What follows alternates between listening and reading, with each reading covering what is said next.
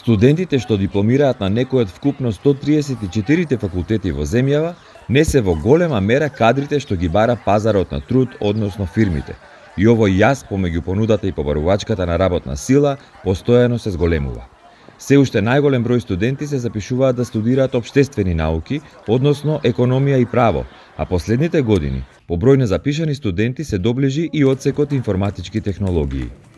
Извршниот директор на Институтот за економски истражувања и политики Finance Think, Благица Петрески, подсетува дека властите се обврзаа јакнењето на човечкиот капитал да биде една од најприоритетните реформи на среден рок. Овој институт лани направи диагностика на пазарот на труд, односно што бараат компаниите од една страна и што нудат образовните институции на крајот од студиите, и ова се добиените резултати. Резултатите покажаат дека генерално имаме недостиг од работна сила. Меѓутоа, постојат разлики и од аспект на нивото на образование, и од аспект на занимањата кои што постојат, но исто така постојат и регионални разлики, затоа што состојбата во Скопскиот регион не може да се поистовети со состојбата во некои региони во внатрешноста на земјата. Од оние занимања кои што недостасуваат во генерална мера, недостасуваат занимањата за ниски вештини, како што се општи работници во различни сектори, возачи, ракувачи на машини и постројки, и тоа и за ниско образование и за средно образование. Во делот на средните вештини, тука веќе постојат разлики на ниво на регион. Ако, например, во Скопскиот регион, во поголем недостиг се занимања кои што се во услужните дејности, како што се, например, продавачи, занимања за лична нега и сродни занимања, во внатрешноста имаме региони каде што повеќе недостасуваат работници во текстилната, во преработка на текстилна индустрија и слично, и тоа е очекувано зависно од тоа како ни се распоредени индустриите. Меѓутоа, и за овие средни вештини во голема мера имаме недостиг на работници. Во делот на високи вештини имаме пак одредени разлики. Има занимања кои што се движени од страната на побарувачката, каде што во последните години има поголема побарувачка за стручњаци во област на информациони технологии, различни нивоа на инженери. Меѓутоа, исто така имаме на оние занимања кои што се суфицитарни, каде што понудата е драстично поголема од побарувачката, се движени во голема мера и од страната на образовниот сектор.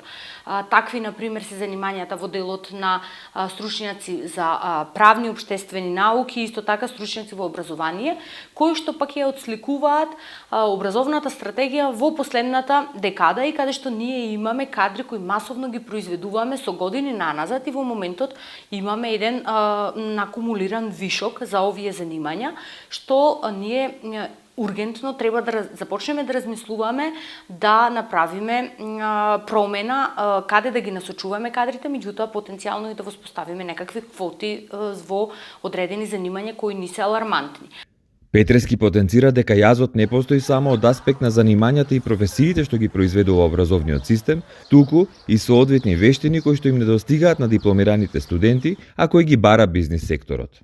Дел од реформите кои што може да бидат преземени на краток рок е да работиме во делот на преквалификација на лицата кои што се без занимања, да работиме на спојување помеѓу дуалните програми кои што се помеѓу средните стручни училишта и бизнис секторот, и секако на среден рок да започнеме да креираме курикулуми кои што ќе ја одразат побарувачката од аспект на вештини, меѓутоа исто така и од аспект на занимања на пазарот на труд.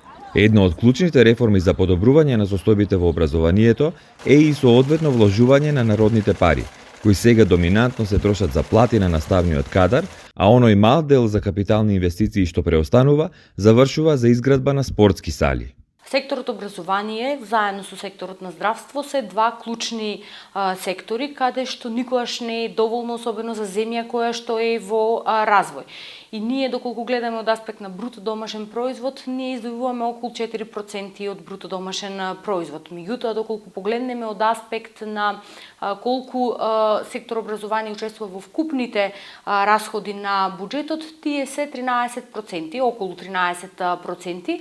И ако се споредиме со земјите од регионот, ние не котираме лошо. 8% е издвојувањето во Косово, 15% е во Србија како највисока, и сме во некоја линија со издвојување на ниво на Европска унија како процент од вкупни расходи. Меѓутоа, доколку погледнеме во апсолутен износ, кумулативното инвестирање во еден ученик од 6 до 15 години во нашата земја е трикратно помало во однос на она што е инвестиција на просекот на ЕУ, и тоа е некаков заклучок за целокупниот регион. Тоа нас ни упатува дека ние имаме фискални ограничувања. Ние како земја не сме доволно богати за да можеме во апсолутен износ да инвестираме значајно. Од тука се провлекуваат и другите исходи, на кој начин ние средствата ги трошиме, зашто ги инвестираме. Веројатно, кога средствата не се доволни, најмногу се обрнува внимание на тоа да се покријат платите на наставниците како основен ресурс за испорака на образовните услуги, и во голема мера тие средства кои што се инвестиција во образование се однесуваат на плати на наставниот кадар и на основните трошоци кои што се за покривање на режиски трошоци на училиштата, и оној дел кој што останува е многу мал, и ние сме квалификувани како земји со